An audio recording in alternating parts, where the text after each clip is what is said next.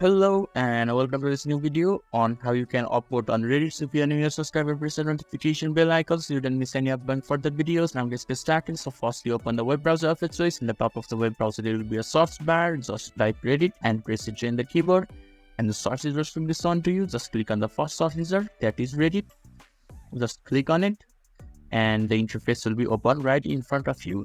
So in this interface currently that is showing in the screen, there is an post and comment section, so you can just scroll down a little bit and below the post that has been posted by yourself or any other creators, there is an upvote or downvote button.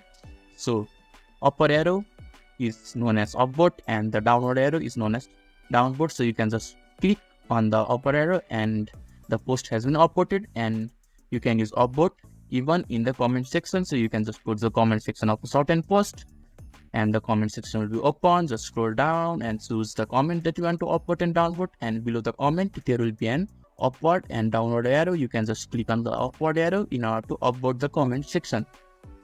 So this is how you can easily upvote on Reddit. So if this video was helpful to you, give a thumbs up button. Thank you.